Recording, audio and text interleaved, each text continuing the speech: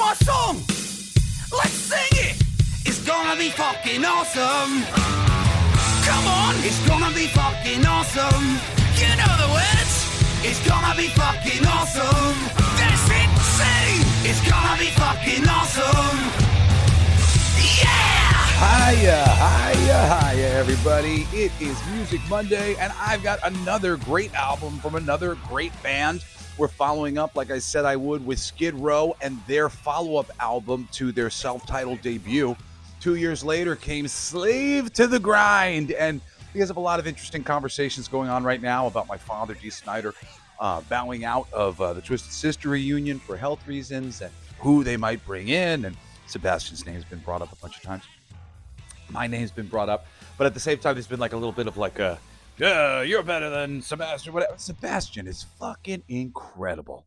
So I just want to talk some good shit about how amazing Sebastian is, and follow up with this second album and kind of get Skid Row out of the way for me, because these two albums are really the albums that make up my love for Skid Row personally, even though there's a single or two after this that I do like. I like that song, My Enemy. But, you know, this really represents my love of this band, Skid Row. I think Skid Row is really awesome, especially because their first album to their second album, huge dynamic difference. It was actually really frightening to me at the time. We'll talk about that in a little bit. I'll get into all the stuff today that we might want to chat about. I'm Jesse Blaze Snider. I'm a songwriter, producer with a passion for great music, and I cannot wait to celebrate something truly amazing with you. But tomorrow is, of course, our weekly animation celebration with one of my favorite animated films of all time, Monsters Incorporated, Hell's Yes.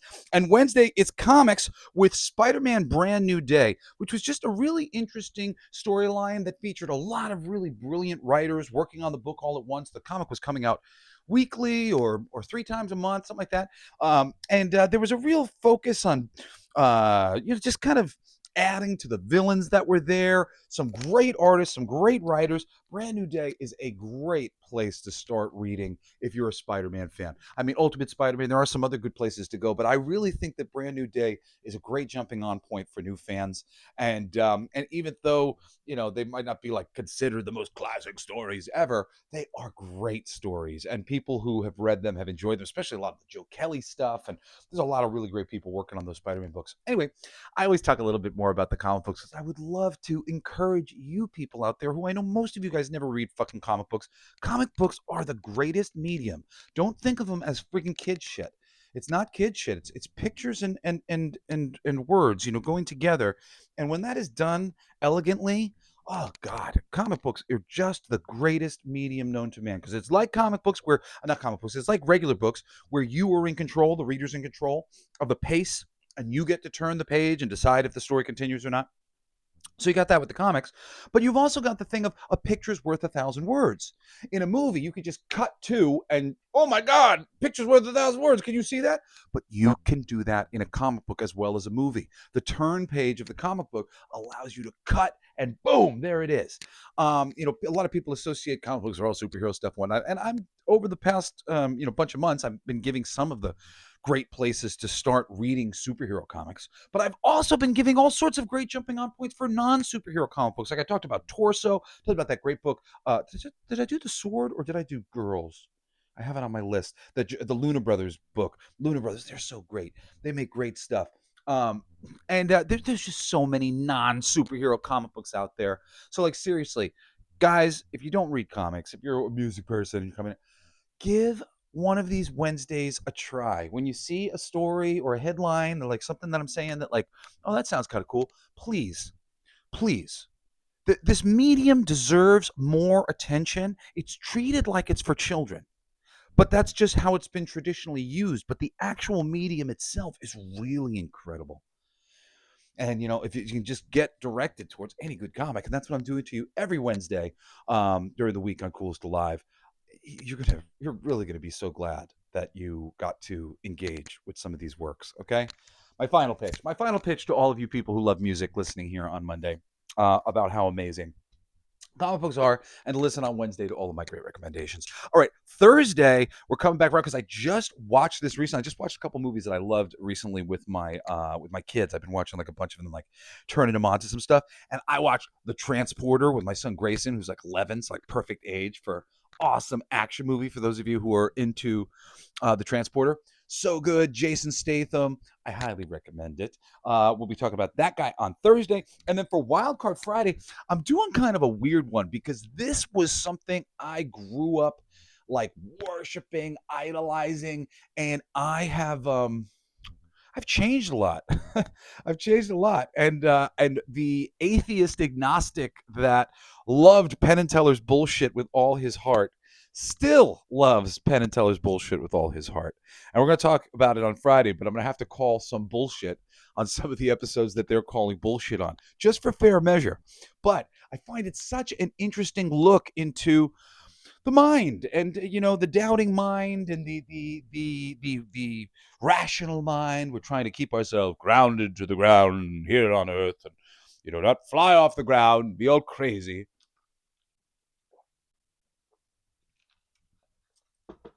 I mean, it's important to be grounded, but at the same time, it's balance. And a lot of the things that bullshit covered, I would now say, they're out of their fucking minds, and it becomes its own sort of humor. It really does.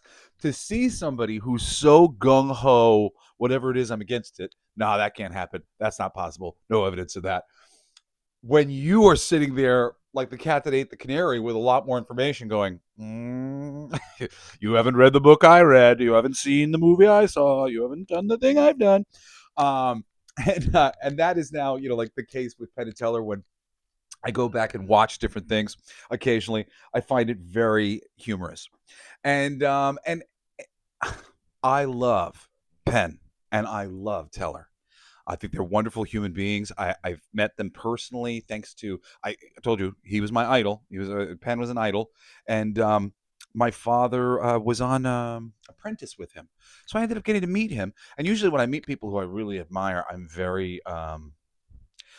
there's only so many people who will get me like this, but like I get very quiet and very awkward. And but I managed to say a couple nice things to Penn that hit him. And he sweetly gave me his email, largely because I think he wanted to promote the idea that there was no God. Because his email literally says no God in it. There's no God. Which at the time I was all about it. I was like, yes, thank God for somebody. I'm like, yes, thank God for somebody who doesn't believe in God. I was coming from a place where I just wanted us all to get on the same page. And that's the place where most of these atheists and people like Penn Jillette are coming from. They just see that there seems to be a consistent sort of warring over religion. Instead of warring over that, let's like talk about practical shit and get on the same page. So that's a reasonable aspiration, I think, for everybody to have. And some of Penn's episodes are still on the money of the BS, because the stuff that goes after the system is spot on.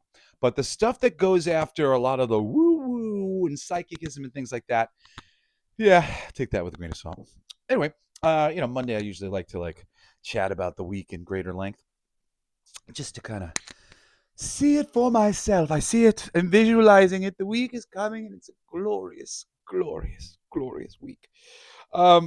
If you're not listening to my Sunday esoteric wisdom / conspiracy podcast, Everything They Don't Want You to Know, it's great. You should. We've got like 50, no, actually I think we're up to like 60 episodes or something like that of the show. I took the past like week or two off because I had like a really major spiritual download, and I've been kind of, what do you call it when you're incorporating it into your heart and soul? So I haven't exactly like felt up to it, because that show is very intimate, and like I kind of just jump on. I speak from the heart. I speak about things that are very controversial to some, but are things that I'm dealing with in my daily life all the time. And this spiritual awakening that a lot of people have gotten on, like myself, is no joke. It's very, very difficult, and like to be there for everybody to help give you guidance during a really difficult time in your existence. And I still am going to be doing that, but past like 2 weeks, my energy just like has not been in the right spot, so I haven't showed up.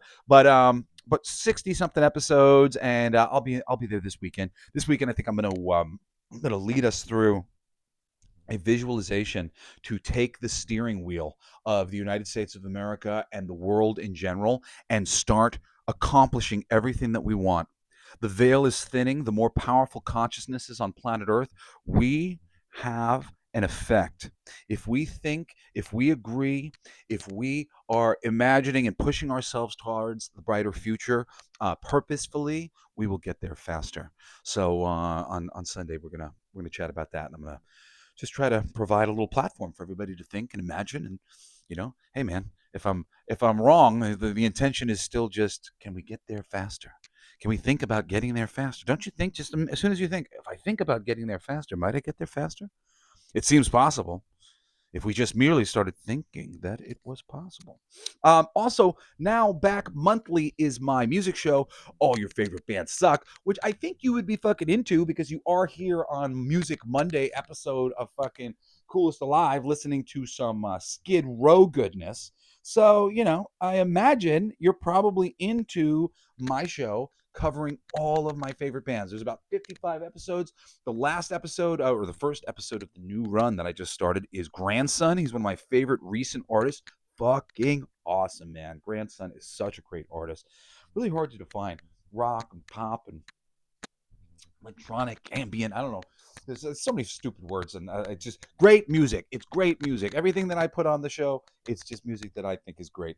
And of course, it's so funny. All of a sudden, I got like a bunch of like bad reviews, like bad reviews of my show. Like we've had like 5 stars for like 2 years. And then all of a sudden, I was like, somebody gave me a 0 and a 0, and I was like, oh wow, well you must hate one of the bands I like.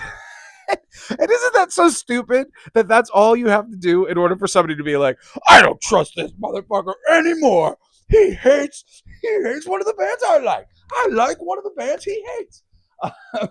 That's it. Usually I got to give people a pass. Like I'm not a big Iron Maiden fan, but that doesn't mean that Iron Maiden's not a great band. And there's somebody out there who could probably go out there and sing their praises. And all those things said, like any band that I might talk about that maybe you don't like, get over it. It's okay. like I do like them a lot, enough to make the episodes. So it's kind of funny. I don't know what band it was or what band somebody discovered. I remember one of the episodes showed up on YouTube and I was gushing about Rob Zombie. I love Rob Zombie. Some people don't like Rob Zombie. And they just went, I was like, okay. It's one thing when you come out and you're like, I hate this thing, and people are like, hey, you suck, and then they got to defend it. It's another thing when you come out and you're like, I love this thing, and they're like, you suck for liking that thing. I'm like, what? I do? Sorry. Okay. Whoops. I suck for liking that thing. So let's see. We covered all the podcasts. Oh yeah, if you ever need to reach out to me, you can hit me at jbs@blacklightdistrict.studio, which is my boutique comic book and music publishing company where my talented, good-hearted friends make awesome entertainment for the masses. You can read and listen to Blacklight District 6 Issues One Shot. It's our comic book that was originally published by Image Comics, absolutely for free, with tons of other fucking awesome comic books and music, now at blacklightdistrict.studio. All right, we're getting to this incredible album in just a second, but the last thing I want to say is that I love you. Care Bear stare to you all for listening. Thank you so much for listening and helping us continue to grow Coolest Alive. This is great. I just love being able to share the stuff that I love with all you people who I'm slowly coming to love as well. I mean, granted, I kind of just love everybody as a blanket, but I'm really genuinely coming to love some of you guys who reach out regularly and are participating in the conversations as they go and sharing with me when you share things with your kids and it goes well, or you watch something that you weren't expecting to like and you did it. I love that stuff. So keep the emails coming, jbs@blacklightdistrict.studio. All right, so let us get into the letters. Let us. So today we are talking about Slave to the Grind from Skid Row. This album was released in 1991, came out 2 years after Skid Row's self-titled debut. Now, Atlantic Records released this, and I don't know, I find Skid Row to be kind of an interesting band because the guys, like the musicians, most people like know of Sebastian because he's such a virtuoso. What a voice. Sebastian is one of 2 vocalists who hit notes that I can't hit. I have a 4.5 octave range. I can hit most things. There's a certain point, like an I Remember You, where he just goes like, I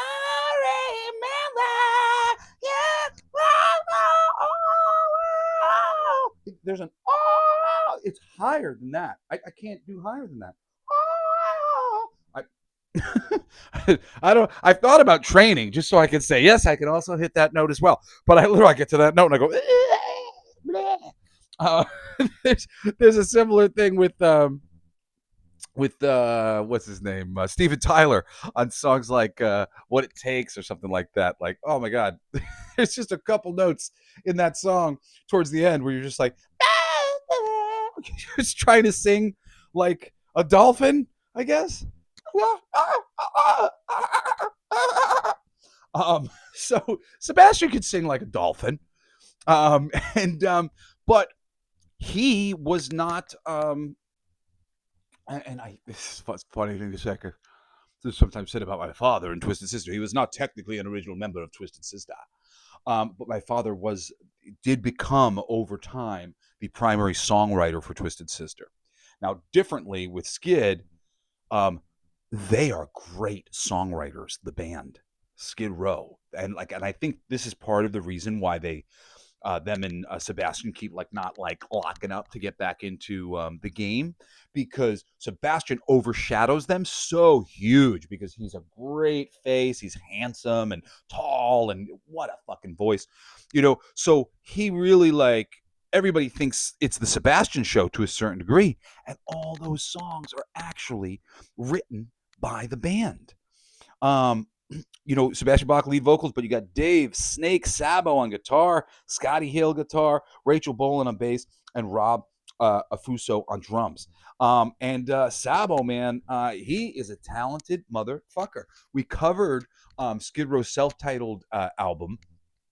My requirements for an album that shows up on this show or on All Your Favorite Bands Suck, my requirement is 3 albums that look like this. You have to have at least 3 albums that look like this, and then I'll cover all 3 of those albums as the focus, as this is 3 of the greatest albums ever, and then I'll cover the rest of your catalog too, just to point people to anything that's good, right? So those are the longer episodes of those things. But when we do this show, I just focus on one album, and there's only one requirement, because Skid Row will never show up on All Your Favorite Bands Suck, because Skid Row only has 2 albums that I think are exceptional. These 2 albums, one we're talking about today, and the other one I talked about a couple months ago. And I might have broken it up more or whatever, but Sebastian's just been on the tip of my tongue, because all this conversation has been going on about my father having retired from Twisted Sister. Now, just to get a couple cool little pieces of backstory in here, Sebastian is a huge Twisted Sister fan. My dad has told me that Sebastian and Bon Jovi as well, who were both from the same area, they used to come down to Twisted Sister concerts in Jersey, and they would be in the audience losing their minds. And he has seen them in the audience, recognized them in the audience, met them over the years because they were such big fans, kind of thing. And more than that, and you can see this when you go see Bon Jovi or Sebastian Bach perform, they took a lot from watching Dee Snider. I mean, and it's obvious here in the case of this album, and plenty of people will back this up in the comments. But my father was very famous for what they would call his onstage raps. Not where he was rapping, but where he was talking to the audience. And he had a lot of built-in raps over the years that he would build up. Certain things like, let's say, I Want to Rock. He's been doing that for so long. Depending on the show, depending on the situation, the energy of the crowd, various things, there's 10 different versions of the same thing that might go down, where my father's going to get the crowd to participate in the performance of the song I Want to Rock, getting them to sing, getting them to throw their fists. If the crowd's really hot, if there's a lot going on, he'll get them to jump up in the air all at once. One of the coolest things you can ever see. Really cool. You have no idea. I'm so blessed to be able to be Dee's son and go see some of the performances, the things that I've seen. The energy has just been so palpable. There's just been so much fucking strength and machismo, and you just leave these Twisted Sister concerts feeling so damn good. And Sebastian and Bon, they got a lot. They picked up a lot from Dad. And on this album, Or oddly, there's two versions of this album. I don't know why. At least on Spotify. There's only one difference. There's one song difference. The song that I'm about to talk about, "Get the Fuck Out," which is based on one of my father's very classic raps. Oftentimes, as you're doing 3 sets at night at some club in the tri-state area or whatever, you would get to a certain point in the evening where everybody needed to be told to go home. And he, depending on different things, he would go up on stage and he would be chanting, "Get the fuck out! Get the fuck out!" And so at various times, Sebastian and others had seen this and they wrote a song called "Get the Fuck Out." It's so awesome. So because of like the fandom and Sebastian, he can sing anything really, and he is a Twisted Sister fan, a disciple as it is.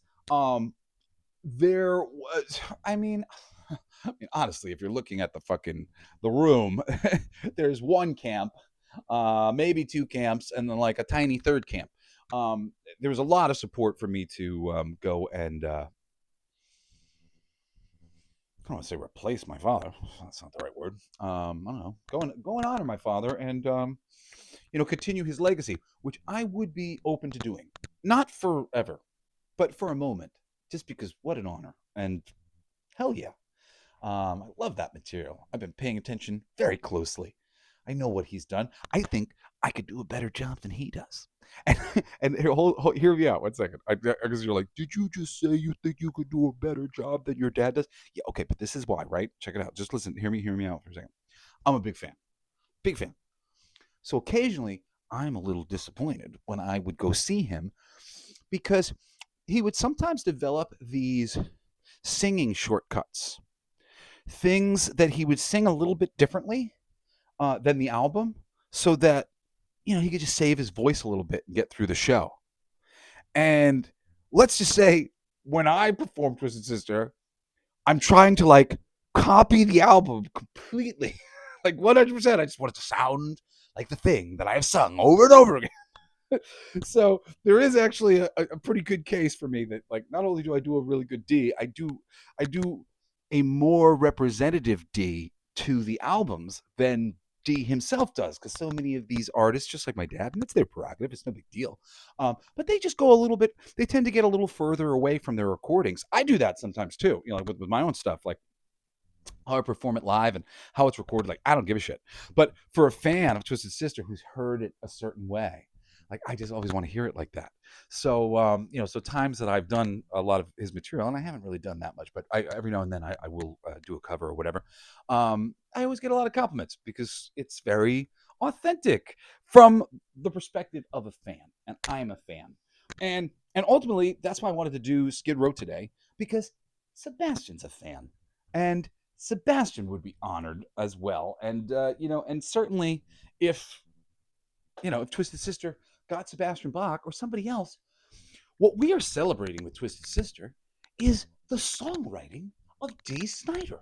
The incredible songs and language that has been communicated to us. Who are you to look down at what I believe? I'm onto your thinking and how you deceive. I want to rock. We're not going to take it. You can't stop rock and roll. There's so many aspects of it. But it's about what he said, what was said through that band. So whether the words are coming out of Sebastian Bach's mouth or whether they're coming out of my mouth or anybody else, they are the words of Dee Snider. And Dee has some things to say. And I think most of them are joyous. So, and I know that Sebastian feels the same way. And so, depending, who knows what might end up happening with the whole Twisted Sister thing, but whatever happens, let JJ and Eddie and let them go out however they want to, with whoever makes them comfortable and whatever feels right to them. It's such an honor that my name has been brought up, especially that my name has been being brought up alongside Sebastian Bach. And again, that's why I was like, you know what? I want to go celebrate Sebastian and talk about how awesome he is. So without further ado, let's fucking get into it. The first album, their self-titled one, I think it has 7 tracks on it that I love.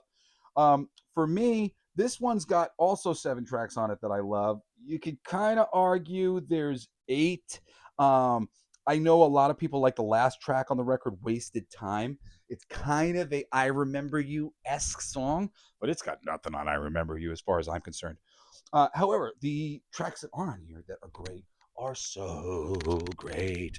Uh, and I'll do a quick story just about this album because, like I said, we covered the self-titled debut of Skid Row. I love that record, and if you remember that record, it is a major departure from this one, honestly. Um, that first record's 18 in life, 18 in life, you got it, or I remember you. That stuff, remember yesterday, walking hand in hand. That shit is really, really powerful, but it is kind of right up the middle rock and roll that I was used to. Youth Gone Wild. They call us problem childs. We spend our lives on trial. Like just cool, straight ahead rock music. However, Skid Row's second album, Slave to the Grind, it is a straight up heavy metal record. And at the time, I wasn't like the biggest heavy metal fan. Um, so I can remember putting this on, and especially like the opening. I mean, just the open. We'll hear it one second, right? I'm going from Jesse likes Skid Row, 18 in Life, and I Remember You, and Youth Gone Wild, and then this is the opening track. And remember, everybody, every 7 seconds I have to say something, so I'm just going to be generally talking over the thing because I try not to be that self-conscious when I record. Whole lot of trouble coming, and the right of a gun. The words. Of social circumcision. So I was like almost with it right now, and then I was like, whoa, whoa, whoa, whoa, it's too heavy.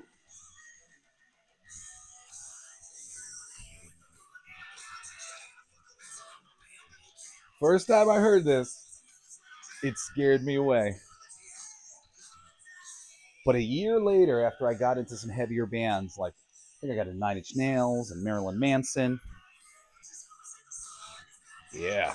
And I went back and I listened to this and I was like, what's wrong with me? This was great.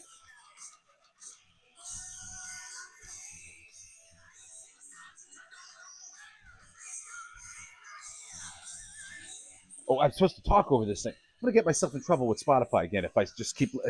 I want to listen. Me, it's just monkey business. Huh.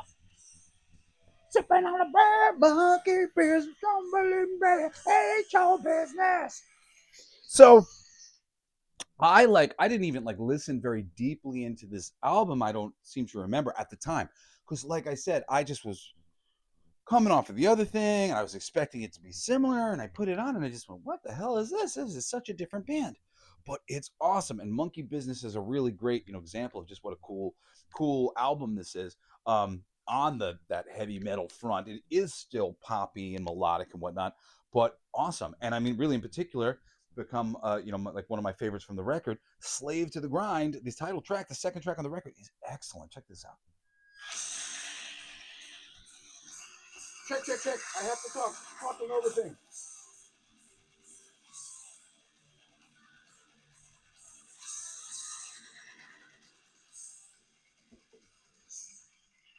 I'm talking. Don't tell Spotify. If there's anybody out there counting to 7 to see properly covering up the music, you suck. I hate you.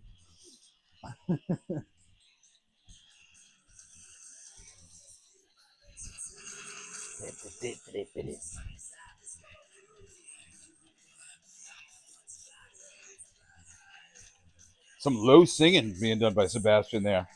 Big range, man. The noose gets tighter around my throat. End of my rope, no, I won't be the one left behind. Slave to the grind.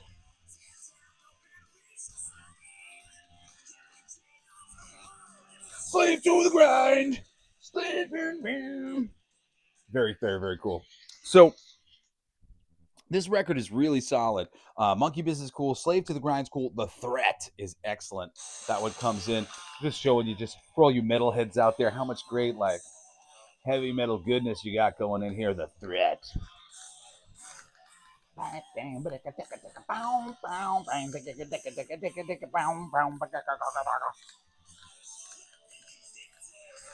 With it without reason. Shivering spree. Seven, talking.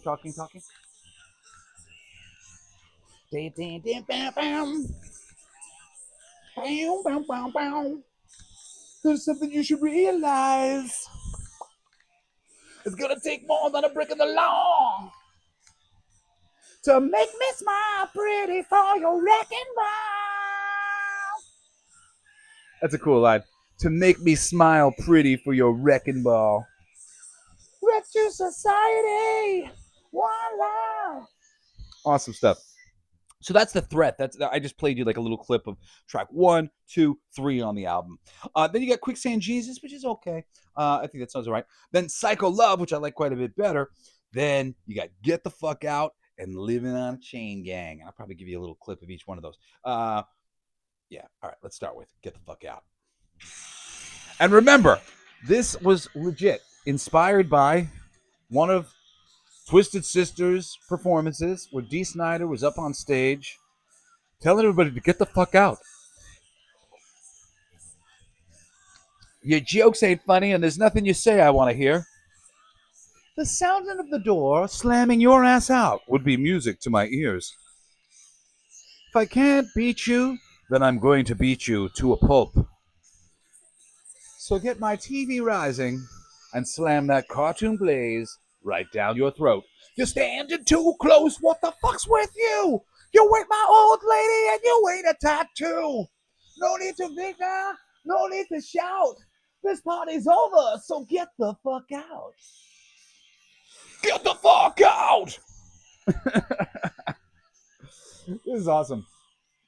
Funny thing is, too, I love this song so much. I love that line. You're standing too close. What the fuck's with you? You ain't my old lady and you ain't a tattoo. I actually had it written into a Wolverine comic book pitch. Somebody was stalking him. And he goes up to him and he's just like, "Hey, bub, I've been smelling your ass around lately. Now you ain't my old lady and you ain't a tattoo. So who the hell are you?" I like my Wolverine to sound a little Clint Eastwoodish. Standing too close. What the fuck's with you? You ain't my old lady and you ain't a tattoo. Come on. Great song, right? Get the fuck out. The fact that I rarely hear people mention this song. You know, it wasn't a single or whatever. Most people they listen to the things that they're directed to through the singles. They won't go listen to a whole album like me. But, oh man, what a great song, man. Fucking A. So, like I said, Living on a Chain Gang is really great.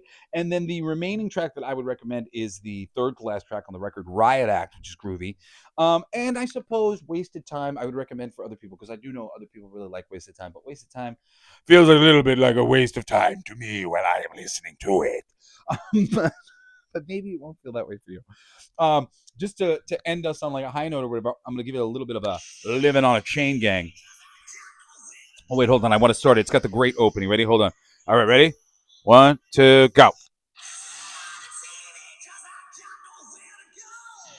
Seems like there's a little problem down in Mexico. Robs a store so he can eat, while killers walk the streets. The lyrics to this song are awesome.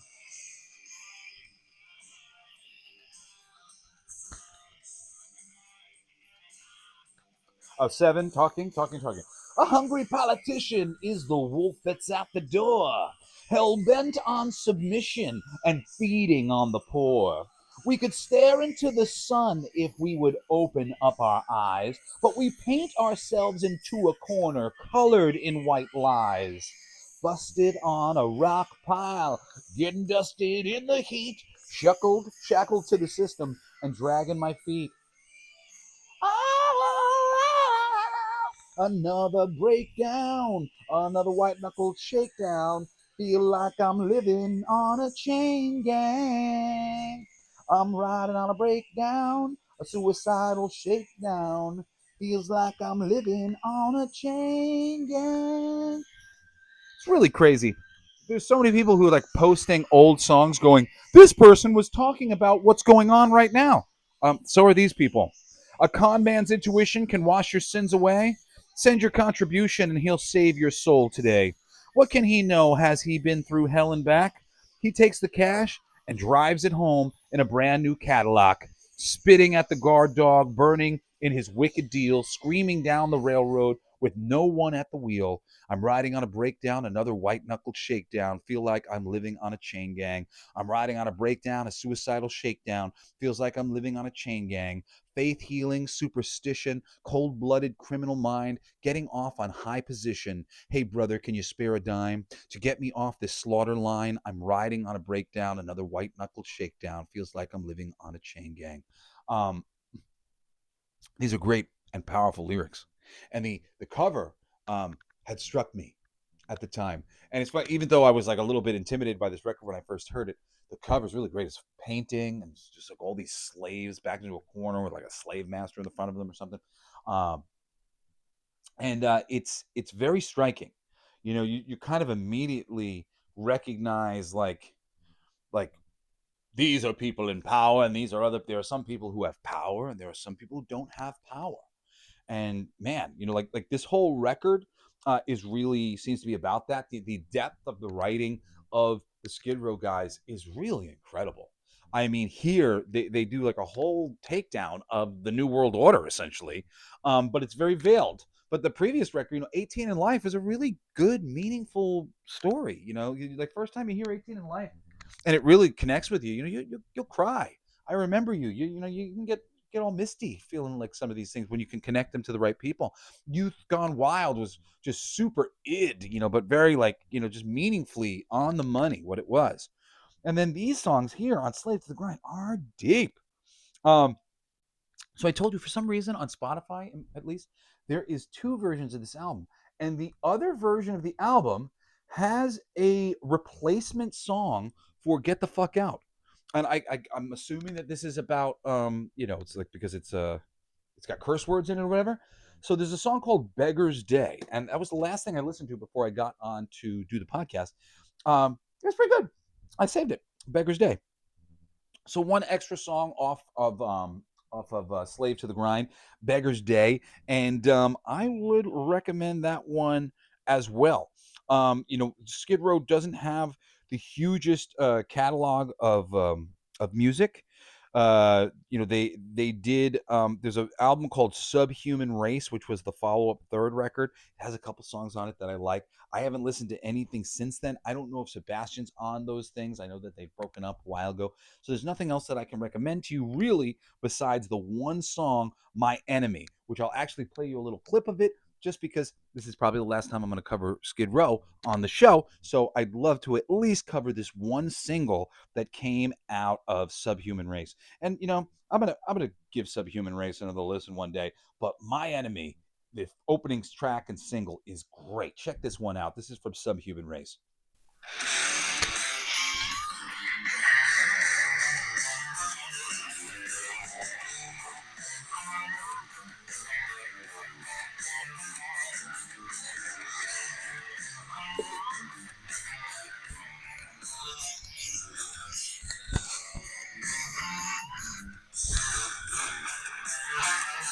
I'm supposed to talk over this? Talking, talking. You know what happens when you listen to music? I just get in trouble. Fucking heavy, right? Bam, bam, bam, bam, bam, bam, bam.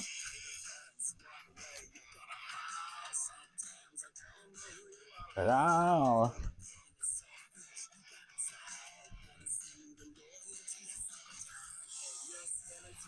My skeletons. My enemy, I don't care. Yeah. Quite cool, this one track. So at the time, that I listened, I didn't really care for the rest of the record, but yeah, maybe you will. Check that out. Check out Skid Row. Check out Slave to the Grind, Monkey Business, and all the tracks that I just mentioned. Track 1, 2, 3. You can skip a track, and then track 4, 5, 6, or 5, 6, 7. 1, 2, 3. You skip 4, and then 5, 6, 7. Yeah. Mm-hmm. Anyway, it's awesome. If you're not listening to the Next Level, Everything They Don't Want You to Know, Next Level Esoteric Wisdom Show, you got to listen to that. My Music Monday podcast. My music, All Your Favorite Bands Suck podcast. I already mentioned these things at the beginning of the show, didn't I? Yeah, I did. Fuck me. Sorry, guys. That's it. JBS at Blacklight District Studio. I love you guys. Thank you so much for listening to the show. I will see you tomorrow for some awesome animation on another fucking awesome episode of The Coolest Alive. Peace out. You've been listening to Coolest Alive with me, your host, Jesse Blaze Snider. Don't forget to rate, comment, and subscribe for more excellent entertainment recommendations. Thanks for listening. It's gonna be fucking awesome. Come on, it's gonna be fucking awesome. You know the words. It's gonna be fucking awesome. That's it, say. It's gonna be fucking awesome. Yeah!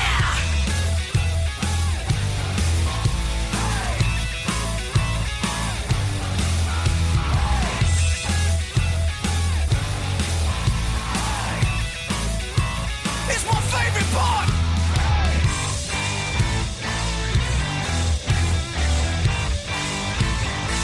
Isn't it heavy?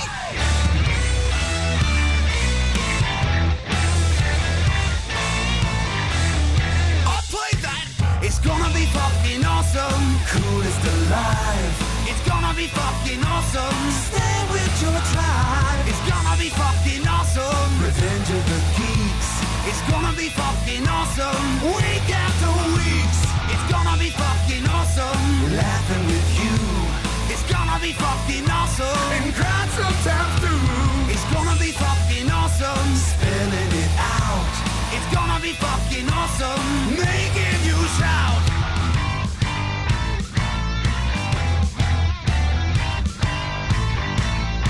I'm a genius! I got lyrics coming out me bum for days!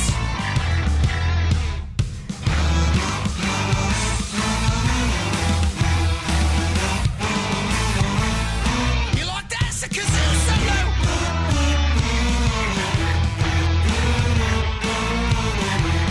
I played that too! It's gonna be fucking awesome! Talking some shit! It's gonna be fucking awesome! Living your shit! My voice is fucking awesome! Food in our mouth!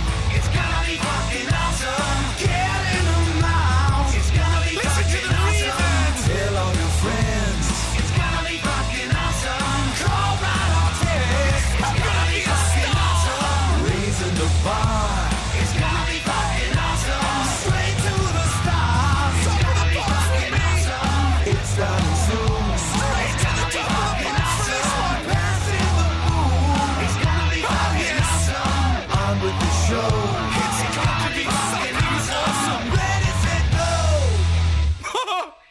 It's going to be fucking awesome! Fucking awesome! It's gonna be fucking awesome! Just wait! You'll see! You'll all see! You'll all see.